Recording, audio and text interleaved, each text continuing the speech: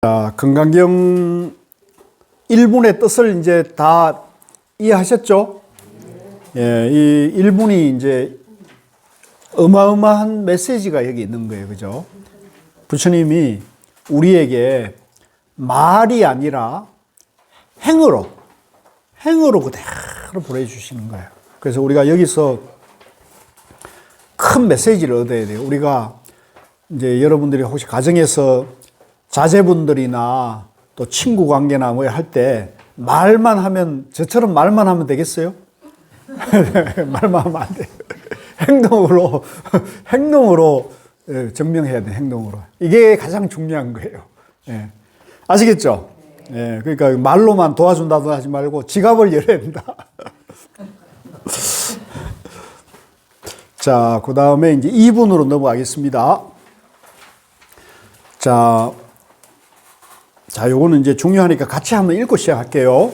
그때 대중 가운데 있던 수보리 장로가 자리에서 일어나 오른쪽 어깨를 드러내고 오른 무릎을 땅에 대며 합장하고 공손히 부처님께 여쭈었습니다. 경이롭습니다. 세존이시여, 열애께서는 보살들을 잘 보호해 주시며 보살들을 잘 격려해 주십니다. 세존이시여, 가장 높고 바른 깨달음을 얻고자 하는 선남자 선여인이 어떻게 살아야 하며 어떻게 그 마음을 다스려야 합니까? 자, 여기까지요. 자, 여기서 이제 부처님께서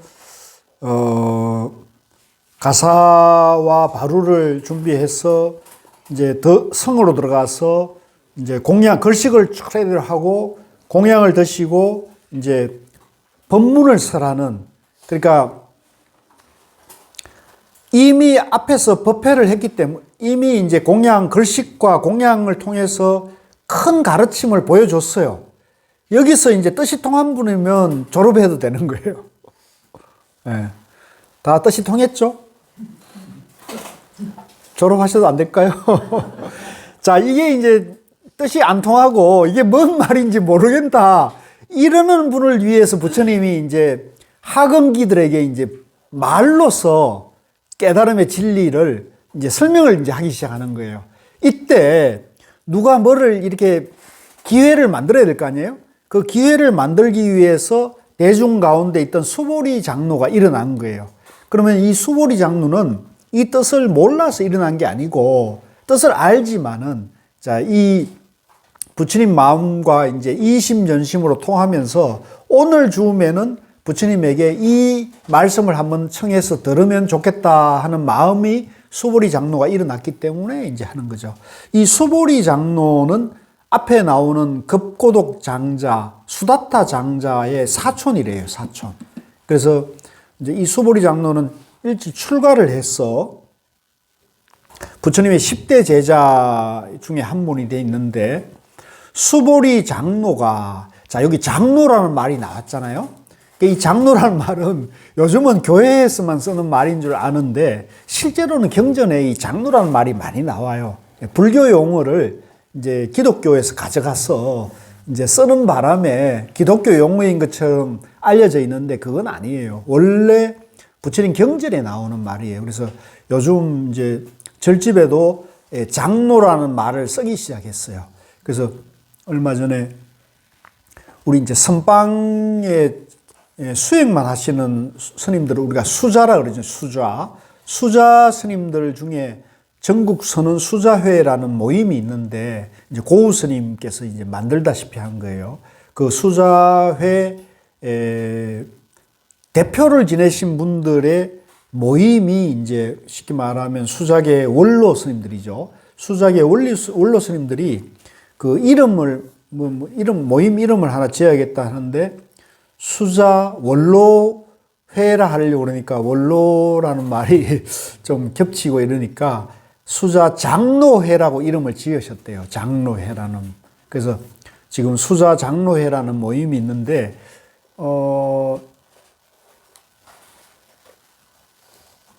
언제지? 11월 어느 날 석종사에서 모임을 하는데 이제 총무장 스님께서 이제 그 모임에 꼭 당신께서도 참여를 하고 싶다 하셔가지고 제가 얼마 전에 그걸 이 자리를 이렇게 모임 자리를 만들었는데 약간 해프닝이 좀 있었는데 어쨌든 원만하게 잘 됐어요. 그래서 그 장로라는 말이 나오니까 그 얘기가 생각이 나가지고 수자 장로회라는 말이 났네요.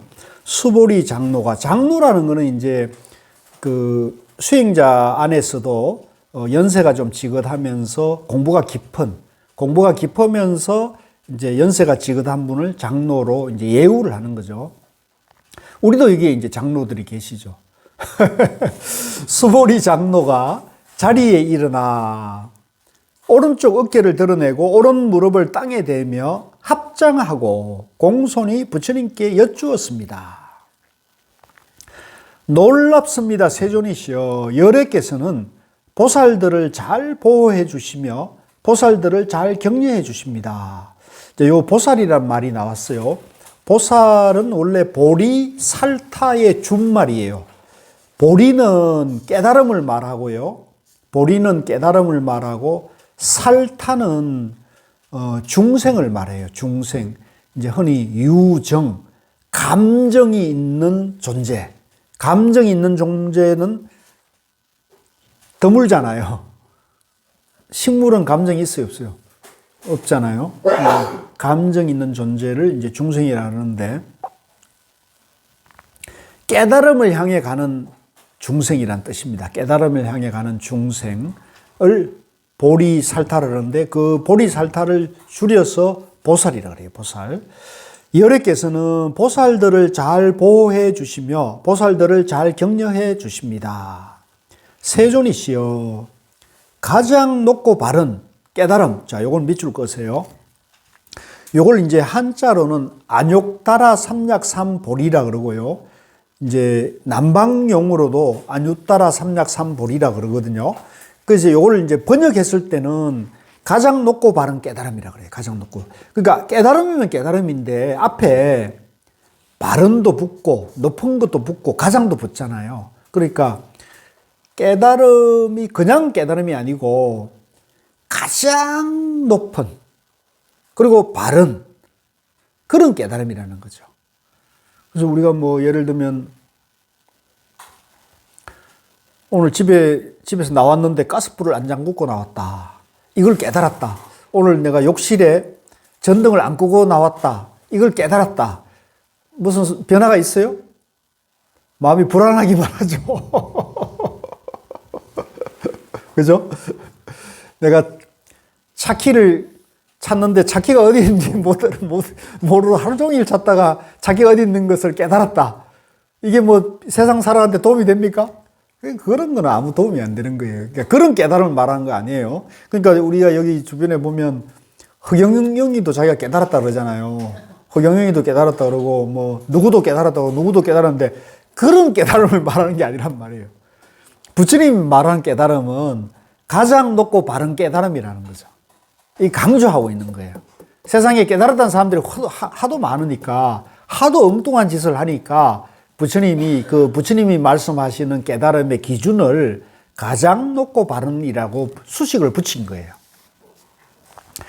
그러면 가장 높고 바른 깨달음은 뭐냐? 자, 여기서 우리 도마님들이 하나 이제 유의해야 될 게 가장 높고 바른 깨달음이라 할 것이 있느냐? 그러면 가장 높다. 높다 그러면 낮다에 상대되는 높음을 말하잖아요. 바르다 그러면 그러다에 상대되는 발음을 말한단 말이에요. 부처님이 말하는 깨달음은 그런 깨달음이 아니에요. 다시 정리하자면 불교가 뭐죠? 부처님의 가르침. 부처가 누구죠? 깨달은 분. 무엇을 깨달았죠?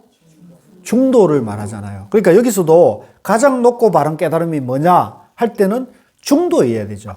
그 중도의 입장에서 보면 가장 높고 바르고 이런 거는 양변이죠. 그러니까 여기서 가장 높고 바른 할 때는 이 가장 높고 바른은 높다 낮다를 초월한 높음이고 바르다 그르다를 떠난 발음이기 때문에 중도를 말한다는 걸 알 수 있죠. 그래서 이걸 이렇게 해석을 할 줄 알아야 돼요. 아시겠어요? 가장 높고 바른이라는 것은 중도를 말한다.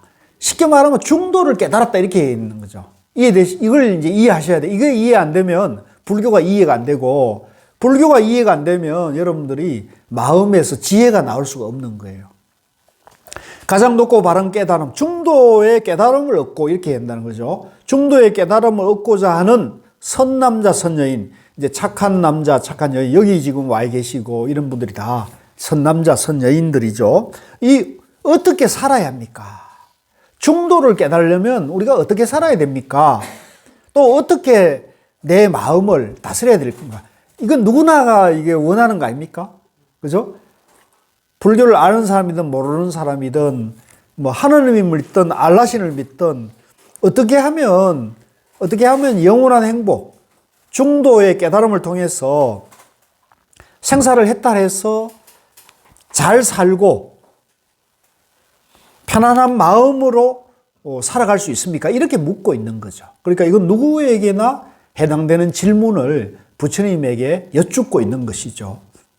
요게 이제 금강경의 핵심 메시지가 요 주제에 담겨 있습니다. 어떻게 살아야 됩니까? 어떻게 마음을 다스려야 합니까? 부처님께서 말씀하셨다. 같이 읽읍시다. 훌륭하고 훌륭하다 수보리여, 그대의 말과 같이 열애는 보살들을 잘 보호해 주며 보살들을 잘 격려해 준다. 그대는 자세히 들으라. 그대에게 설하리라. 가장 높고 바른 깨달음을 얻고자 하는 선남자 선여인은 이와 같이 살아야 하며 이와 같이 그 마음을 다스려야 한다. 예 세존이시여 라고 하며 수보리는 즐거이 듣고자 하자. 여기서 이제 가장 높고 바른 깨달음을 얻고자 하는 사람은 어떻게 살아야 되며 어떻게 마음을 다스려야 됩니까? 이게 이제 두 가지가 핵심적인 메시지인데요. 제가 이제 바로 여기서 정답을 드린다면 중도로 살아야 되고 중도의 마음을 다스려야 된다. 이렇게 해야 된다는 거죠. 이것밖에 달리 없어요. 자, 그래서 이제 7쪽에 들어가겠습니다. 3분. 자, 같이 읽읍시다. 부처님께서 수보리에게 말씀하셨습니다. 모든 보살 마살은 다음과 같이 그 마음을 다스려야 한다. 아래에서 태어난 것이나 태에서 태어난 것이나 습기에서 태어난 것이나 변화하여 태어난 것이나 형상이 있는 것이나 형상이 없는 것이나 생각이 있는 것이나 생각이 없는 것이나 생각이 있는 것도 아니고 없는 것도 아닌 온갖 중생들을 내가 모두 완전한 열반에 들게 하리라. 이와 같이 헤아릴 수 없이 많은 중생을 열반에 들게 하였으나 실제로는 완전한 열반에 들은 중생은 아무도 없다. 자, 여기까지 하겠습니다. 자, 여기 이제 부처님이 아주 심오한 법문을 하고 계시고요. 또 여기에 이제 불교의 세계관이 또 드러나 있어요. 부처님께서 수보리에게 이제 답변하시는 거죠. 모든 보살 마살은, 자, 여기 보살은 아까 이제 보리살타의 준말이고 깨달음을 향해 가는 중생이라 그랬는데 뒤에 마살을 붙였어요.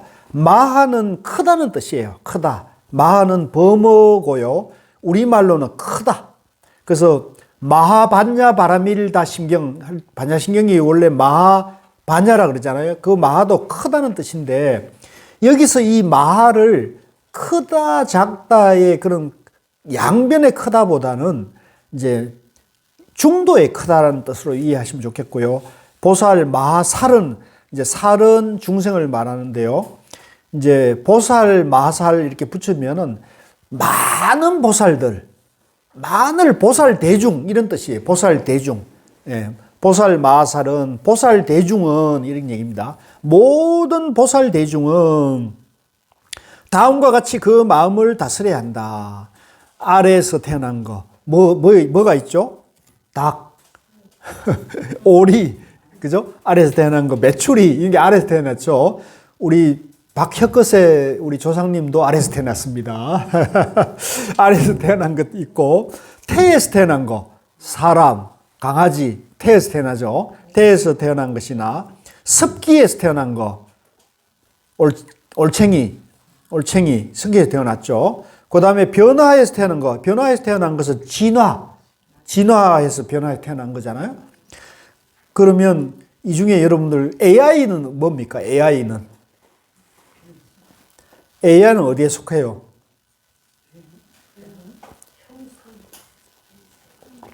변화의 태양과 형상이 있는 것이나 모양이 있는 거, 바람, 뭐 여기 목탁, 눈에 보이는 게 전부 형상이 있는 거죠. 형상이 있는 것이나 형상이 없는 거, 형상이 없는 거는 뭐예요? 바람, 소리, 냄새 이런 거 형상이 없죠. 모양이 없잖아요. 눈에 안 보이죠. 형상이 없는 것이나 생각이 있는 것이나 우리 이제 사람이 생각이 있고요. 생각이 없는 건 식물, 돌, 풀, 그죠? 모래 이런 것이 생각이 없죠. 생각이 있는 것도 아니고 없는 것도 아닌 이건 뭐예요? 기절해 있는 사람. 기절해 있는 사람.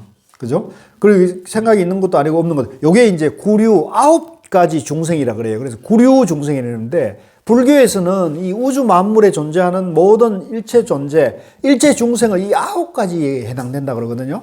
그러니까 이 9가지 중생은 사람만이 중생이 아니에요. 일체 존재를 일체 존재.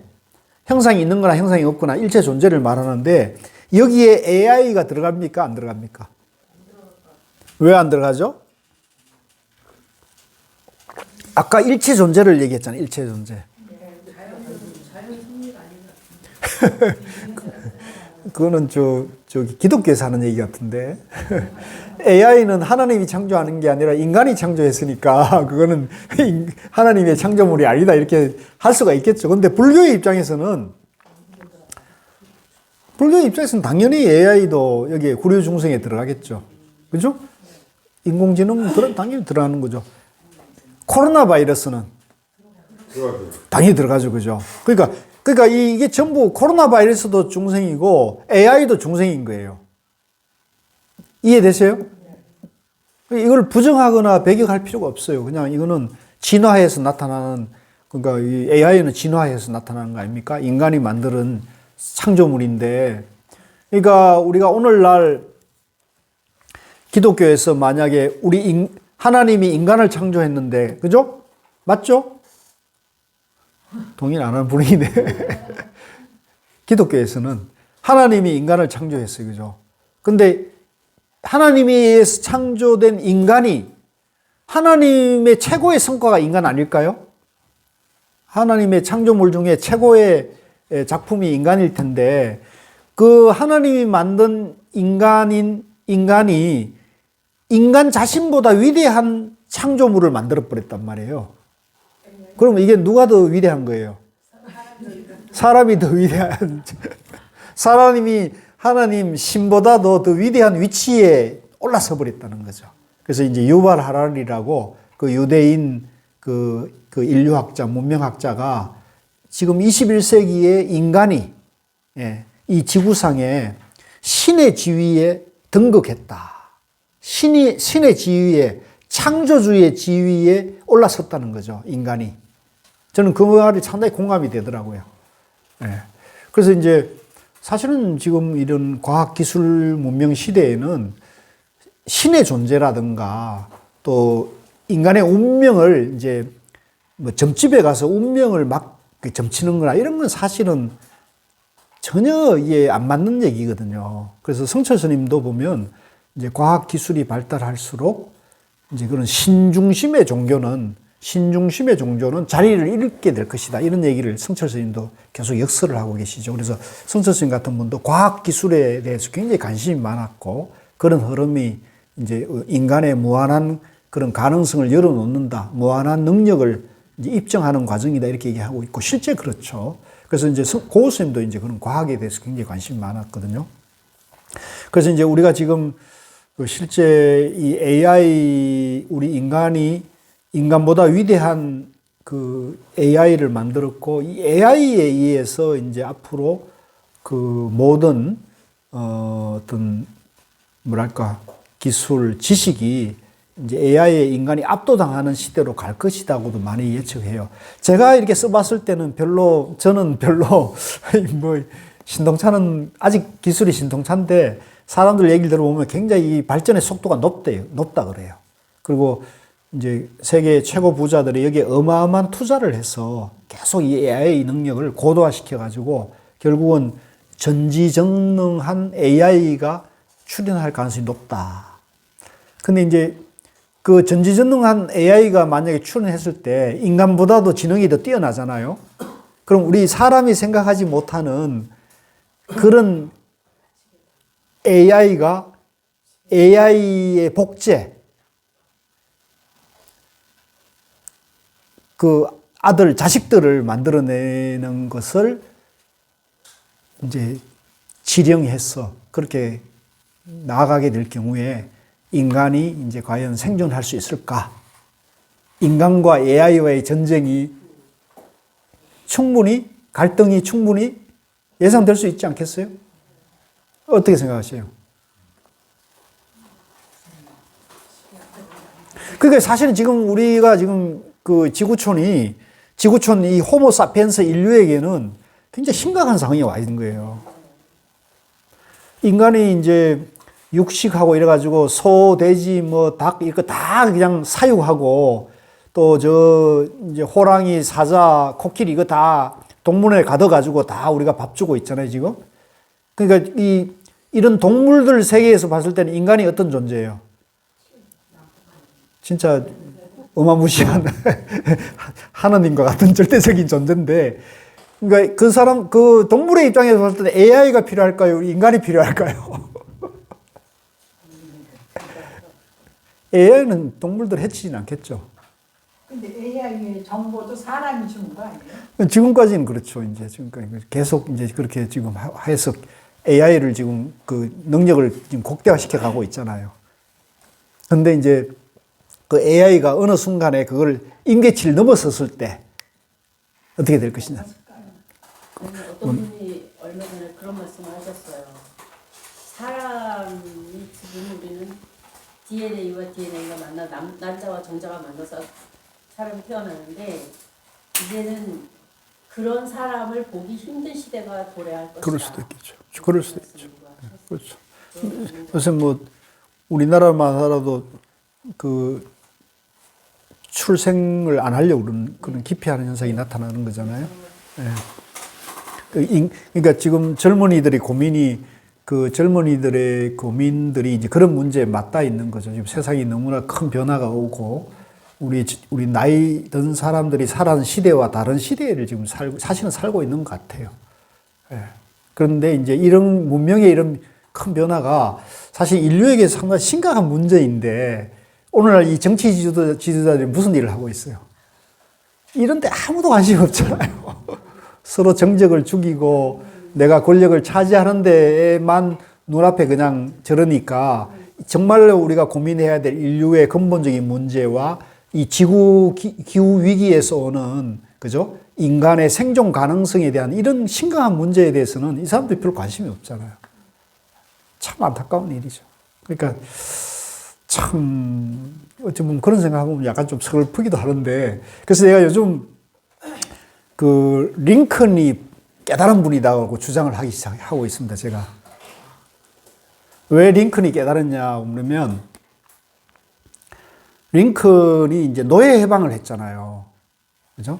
노예 해방을 했고, 그 다음에 링컨의 유명한 명언 중에 이제 사람이 나이 40이 되면 자기 얼굴을 책임질 수 있어야 한다는 얘기를 했잖아요. 근데 그 얘기를 제가 이제 저도 그런 얘기를 하는 편인데 이 사람이 왜 이런 얘기를 했을까 생각했을 때, 이 사람이 링컨이 보통 사람은 아니었다는 생각이 드는 거예요. 그러니까 이 인간의 어떤 삶과 이 진리에 대해서 깊은 통찰이 있었던 사람 같아, 링컨이. 그리고 결정적으로는 이제 그 게티스버그의 연설에 의하면 결국 이제 남북 전쟁을 승리로 이끌고 게티스버그 연설을 했는데 거기에 보면 뭐라 그랬어요? 민주주의에 대해서 국민을 위한, 국민에 의한, 국민의 정치잖아요. 예. 그 국민을 위한, 국민에 의한, 국민의 정치. 이게 수처작주잖아요. 주인된 입장이잖아요. 이게 민주주의의 원리라는 건데, 이게 이제 1860년대, 1870년대 이미 이분이 그런 그 정치적인 그런 지혜를 갖춘 걸로 봤을 때는, 아, 이 링컨이 그때 당시 뭐 그 사람이 불교를 아는지 몰랐는지 그건 내가 알 수 없는데, 링컨의 행동과 그 말을 보면은 링컨도 진리, 이 불교에서 말하는 진리를 깨달은 사람으로 저는 이해를 하고 공감을 하는 편이에요. 꼭 이게 뭐 불교를 안다 모른다를 떠나가지고 존재 원리를 깨닫는 거죠. 그런 사람들은. 그죠? 그래서 저는, 아, 정말 링컨 같은 사람은 정말, 지혜로운 사람이었구나. 불교의 존재 원리를 깨닫는 사람이라고 저는, 존경하는 마음을 가지게 됐어요. 자, 그래서, 구류 중생들, 그죠? 9가지 중생들은, 그러니까 이 안에는 모든 것이, 이 지구상 인류의 모든 존재가 다 들어간다고 봐야 되는 거예요. 중생들은, 자, 그 뒤에 밑줄 것입시오. 내가 모두 완전한 열반에 들게 하리라. 내가, 부처님이 모두 완전한 깨달음, 영원한 행복에 들게 하겠다는 거죠. 들게 하겠다. 영원한 행복을, 영원한 대자유를 이루게 하겠다는 거죠. 이와 같이 헤아릴 수 없이 많은 중생을 열반에 들게 하였으나, 영원한 대자유, 영원한 행복, 생로병사의 괴로움에서 해탈케 하였으나, 그 뒤에 밑줄 거세요. 실제로는 완전한 열반을 얻은 중생이 아무도 없다. 이 뜻을 아시는 분 있어요? 이게 참 건강하기 어려운 거예요. 모순되는 얘기를 하고 있잖아요. 그죠? 앞에서는 모든 중생을 해탈케 하겠다. 해탈의 지혜와 해탈의 길로 안내하겠다 해놓고, 그러나 실제로는 한 사람도 해탈한 사람이 없다. 한 사람도 영원한 행복을 이룬 사람이 없다. 이게 무슨 말이에요? 이게 모순되는 말씀을 하고 있잖아요. 그죠? 부처님이 모순되는 말을 할 리는 없는 분인데 왜 이런 법문을 했었을까? 이게 저도 사실은 중도를 모를 때는 이 말 뜻이 이해가 안 됐어요. 혹시 우리 도마님들 이 말 뜻이 이해되는 분 있어요? 이 법문이 이해되시는 분 있으면 한번, 틀려도 좋아요. 한번 얘기해 보세요. 원래 부처인데. 예. 본래. 예. 그래서 실제로는 이미 열반에 드는 본래 부처인데 스스로가 중생이라고 생각하는 순간 열반은 갈 수가 없다라고 하는 것 아닐까요? 한 90점쯤은 그인데 대충 뜻은 이해되시죠? 우리 대충 공감은 오죠. 그러니까 중생이라는 구류 중생들이, 그죠? 중생이라 하지만은, 그죠? 그래서 중생에서 깨달음 세계로 가르침을 내가 전하겠지만 실제는 그 중생이라는 존재가 본래 이미 부처였기 때문에 본래 이미 완전한 대자유, 영원한 행복을 갖추고 있는데 중생이란 착각을 했을 뿐이지, 그 착각에서 깨어나면은 도로 부처로 돌아가는 거니까 실제로는 아무도 내가 깨달음의 길로 안내한 것이 없다는 거죠. 본래 부처가 부처로 돌아갔을 뿐이지, 본래 부처가 중생이란 착각에 빠져 있다가 착각에서 깨어났을 뿐이지 내가 아무것도 한 건 없다, 이런 얘기잖아요. 이해되시죠? 이게 이제 이렇게 해석하니까 이게 의미가 완전히 와닿고 이게 논리적으로도 맞는 얘기가 되는 거예요. 어떻게 우리 앞에 세 분 거사님 뜻이 통합니까? 안 통하는 것 같은데. 어떻게 하면 통할 수 있지? 통하든 안 통하든 내가 본래 부처라는 거예요.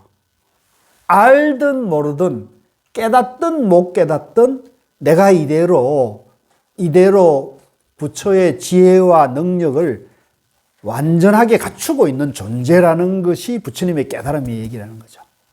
이걸 이제 우리가 깊이 이해하시면 불교의 근본을 좀 이해하는 것이 되거든요. 그러니까 기본적인 조건들은 갖추고 있다는 거죠. 그런 기본적인 조건. 기본이 갖춰 있는데 수행을 통해서 더 깨달음을 많이 받으면 열반의 세계가 나는 거고 기본이 갖고 있어도 뭐 중간에 아예 근처도 못 가고 뭐 딴 쪽으로 가는 사람들 많잖아요. 그렇죠. 그러니까 지금 그걸 갖고 있으니까 나의 가치만 잘 받으면 똑같이 그래서 이제 뭐 이런 그렇습니다. 예. 요 본문이 이제 건강경 앞에 나오는 얘기인데 내가 일체 중생을 깨달음의 길로 예, 완전한 열반에 들게 하지만은 실제로는 그런 게 없다. 왜? 이미 깨달음이 다 갖춰져 있기 때문에. 그 얘기는 거죠. 거꾸로 하면은 본래 부처인데 중생이란 착각에 빠져 있을 뿐이다. 착각에서 깨어나면, 우리가 잠에서 깨어나면 본래 현실로 돌아오잖아요.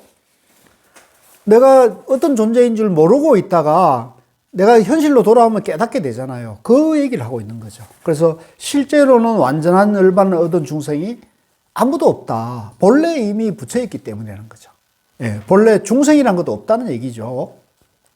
그 뜻을 이제 오늘 이렇게 공부할 때 여러분들이 이해했더라도 집에 가서 혼자 읽을 때도 이게 이해가 돼야 돼요. 혼자 읽는데 딱 막혀버리면 그 뜻을 내가 알지 못하게 되는 거잖아요. 그래서 그걸 반복해서 읽어야 된다. 반복해서 뜻이 통하도록 여러분들이 공부를 해야 된다. 자, 그러면 여기 이제 거기에 대해서 이게 너무 심오한 말이니까 이제 부처님이 다시 해설을 하고 있는 거예요. 같이 읽겠습니다.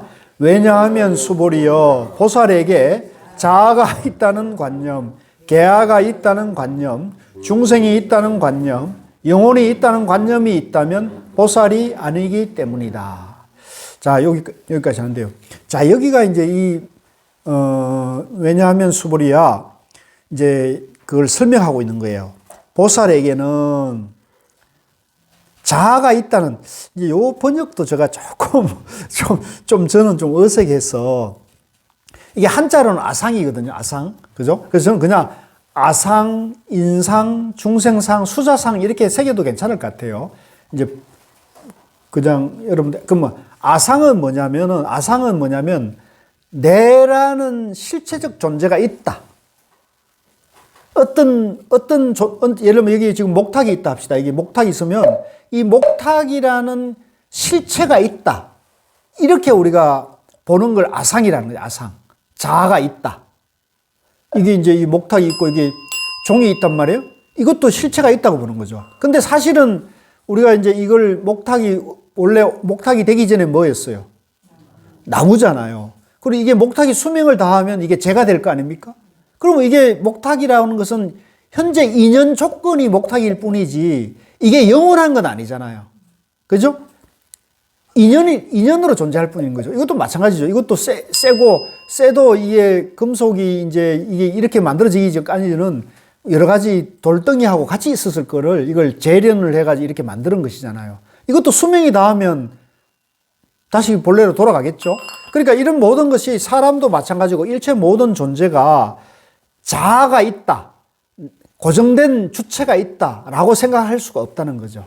그것은 아상, 내라는 존재, 내라는 개념, 내라는 생각이 있으면 그건 전부 잘못됐다는 거죠. 그걸 얘기하는 거고, 두 번째는 이제 이게 인상인데요. 이걸 이제 계아라고 번역했는데, 내가 이해할 때는 이건 인상은 뭐냐면 내가 사람이라는 생각이 있죠. 우리가 뭐 이렇게 누구하고 싸우다 보면 네가 사람이냐 이렇게 하잖아요. 이 짐승만도 못한 놈 이렇게 할 때 우리가 짐승이 아니고 식물이 아니고 돌덩이가 아니고 사람이라는 상이 있잖아요. 그죠? 그게 이제 인상이라고 저는 보는 거죠. 근데 이게 이제 이거를 계아라고 표현하는 것은 나는 이거는 조금 내가 생각할 때는 번역이 좀 어색하다고 보는 입장인데, 그래서 아상은 나라는 실체가 있다는 거, 인상은 내가 사람이라는 거, 그죠? 내가 식물이나 동물이나 짐승이 아니고 내가 사람이라는 생각이고, 그 다음에 세 번째는 중생상이 있잖아요. 중생이란 관념이라고 했는데, 여기는 중생이 있다는 관념이 했는데, 우리가 이제 내가 사람이면 우리가 불교 공부를 할 때 대개 여러분들은 내가 누구라고 생각합니까? 중생, 부처, 보살 중에 내가 누구라고 생각합니까? 99명은 다 내가 중생이라 생각한단 말이에요. 그죠? 부처라 생각하는 사람은 아무도 없어요. 그러니까 이게 바로 문제이란 거죠. 부처님 보시기에는 내가 있고 내가 사람이고 내가 중생이라는 착각을 집착을 하고 있다는 거죠. 그렇죠? 그래서 그 중생이라는 고정관념, 중생이라는 생각. 그 다음에 네 번째는 뭐냐면 내가 있고 내가 사람이고 내가 중생이면 내 나이가 얼마다. 그죠? 내가 죽으면 죽어서 어디로 갈 것이다 하는 영혼이 있다고 생각할 십장이잖아요. 그게 바로 수자상, 영혼이 있다는 생각, 이렇게 볼 수 있는 거죠. 그래서 이게 이제 네 가지 해석인데 제 해석이 훨씬 더 공감이 되지 않나요? 아닌 것 같은데. 뭐 어쩔 수 없어요. 나는 그렇게 해석을 하고 그렇게 이해를 하려고 해요. 지금 이런 해석은 저는 조금 부처님 뜻하고는 좀 다른 문자의 해석이라고 보고, 나는 실제 생활에서 내가 있다는 생각, 그죠? 내가 사람이라는 생각, 내가 중생이라는 생각, 그죠? 내가 영혼이 있다는 생각, 이게 네 가지 헛된 생각이라는 거죠. 그러니까 우리 근본은 뭐냐면, 우리는 근본은 나 없다는 거죠. 나라고 할 것이 없다. 나는 있는 것도 아니고 없는 것도 아닌 중도, 또 인연으로 지어진 연기란 말이에요. 인연의 존재이기 때문에 나라고 하거나 내가 사람이라 하거나 내가 중생이라 하거나 내 영혼에 있다는 것은 전부 변견이고 착각된 분별 망상일 뿐이라는 거죠. 이걸 사상이라고 합니다. 같이 해보세요. 사상. 네 가지 헛된 생각이라는 거죠. 예. 그래서 보살에게는 네 가지 헛된 생각이 있으면, 사상이 있으면 그것은 보살이 아니다. 깨달음을 가지 못한다는 거죠. 그건 보살이 아니다. 또한 수불이여, 보살은 네 번째네요. 같이 읽겠습니다. 또한 수불이여, 보살은 어떤 대상에도 집착 없이 보시해야 한다. 말하자면 형색에 집착 없이 보시해야 하며 소리, 냄새, 맛, 감촉, 마음의 대상에도 집착 없이 보시해야 한다. 수불이여, 보살은 이와 같이 보시하되 어떤 대상에 대한 관념에도 집착하지 않아야 한다. 왜냐하면 보살이 대상에 대한 관념에 집착 없이 보시한다면 그 복덕은 헤아릴 수 없기 때문이다. 자, 여기까지 하고요. 자, 여기서도 제가 앞에 얘기를 조금 더 추가하고 해야 되는데, 그러니까 아까 이제 부처님께서 일체 중생을 깨달음 열반으로 내가 안내를 하지만은 실제로는 한 사람도 깨달음 열반을 성취한 사람은 없다. 이런 얘기는 뭐냐면, 깨달음이다, 미망이다, 중생이다, 부처다는 것도 헛된 착각, 헛된 분별심일 뿐이지, 본래 우리 존재는 본래 완전한, 본래 여여한, 본래 성불해 있는 본래 부처들이라는 얘기를 메시지로 전하고 있다는 거예요. 그죠? 그래서 그렇기 때문에 깨달음이니 미망이니 이런 것은 전부 말일 뿐이고 분별일 뿐이라는 얘기고요. 그렇기 때문에 이 구류 중생들에게, 또는 여기서 말하는 그 보살들이 내가 있다는 생각, 내가 중생이라는 생각, 내가 사람이라는 생각, 내 영혼이 있다는 생각도 전부 헛된 생각이다. 헛된. 내가 있다는 생각, 내가 중생이라는 생각, 내가 사람이라는 생각, 내가 뭐다 하는 생각 자체가 헛된 생각이라는 거죠. 그 대표적인 것이 네 가지라는 거죠. 아시겠어요? 그래서 이거를 이걸 응용하면은, 어디 가서 응용을 하더라도 내가 대통령이다, 내가 도지사다, 내가 국회의원이다, 내가 장관이다, 내가 누구다, 이런 상을 내면 되겠어요? 안 되겠어요? 그건 전부 헛된 생각이라는 거죠. 그래서 아까 우리 링컨 대통령이 뭐라 그랬어요? 네. 영어로. 국민을 위한, 국민에 의한, 국민의 정치.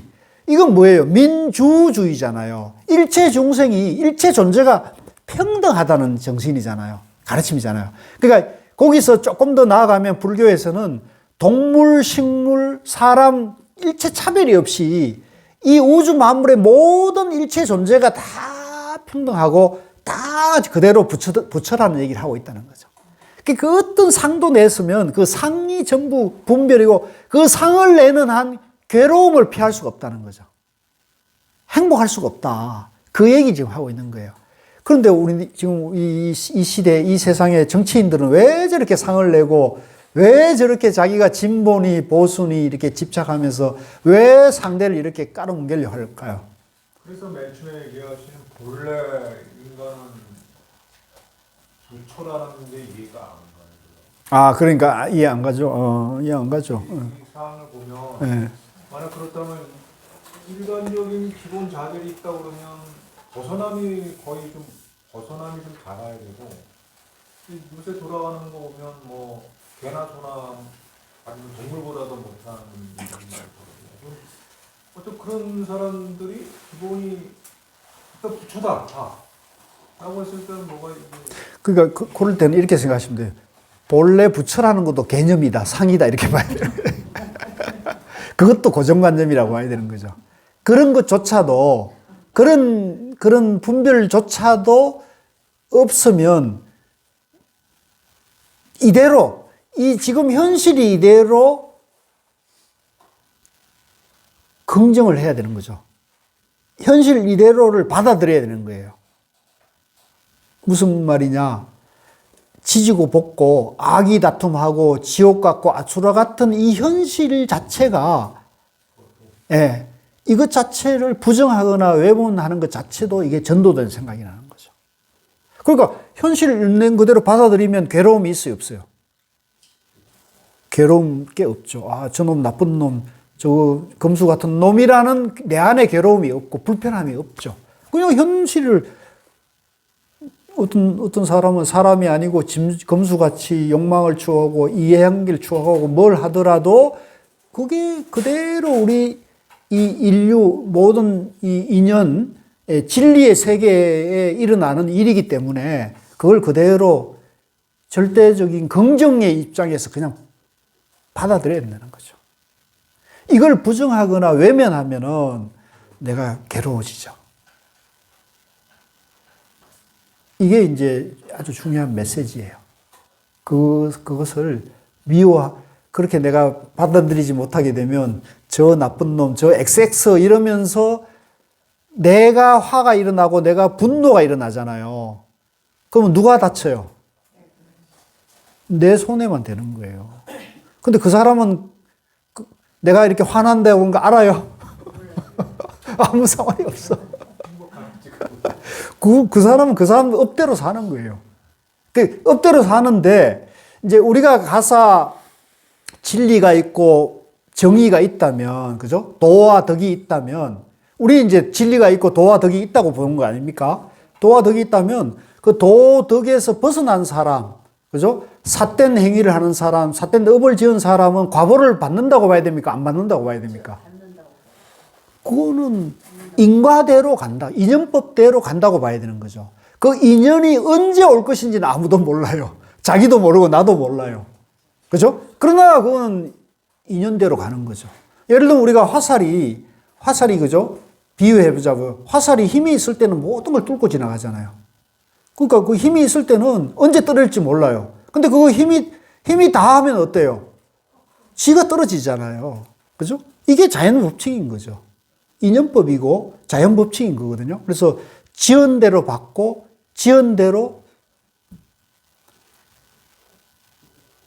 그래서 그거에 대해서는 이제 일단은 이 진리의 세계, 연기법의 세계를 일단 이해하고 이 우주 만물이 전부 연기 세계고 진리의 세계이기 때문에 좋은 일이든 나쁜 일이든 죄를 짓든 선한 일을 하든 그 전부 인과대로 인연대로 간다고 받아들여야 된다는 거죠. 그리고 여기서 중요한 거는 내가 어떤 마음, 내가 어떻게 이 세상을 대하고 어떻게 내가 마음을 다스리고 내가 어떻게 살 것인가에 초점을 맞춰야 돼요. 그게 부처님 말씀이잖아요. 앞에서 뭐라 그랬어요? 어떻게 살며 어떻게 살아야 하며 어떻게 마음을 다스려야 합니까? 하는 얘기가 그 얘기잖아요. 그래서 이 세상에 대해서 너무 노여하거나 너무 실망하지 마시고 내가 어떻게 살 것인가, 내가 어떻게 마음을 쓸 것인가에다가 초점을 맞추게 되면 그러면 우리가 지혜롭고 행복한 마음, 평안한 마음, 편안한 마음으로 우리가 잘 살 수 있는 길이 있다는 거죠. 네, 그 얘기를 하는 거거든요. 자, 오늘 여기까지 하고 질문이 있으면 질문 하나 더 하고 들으시죠.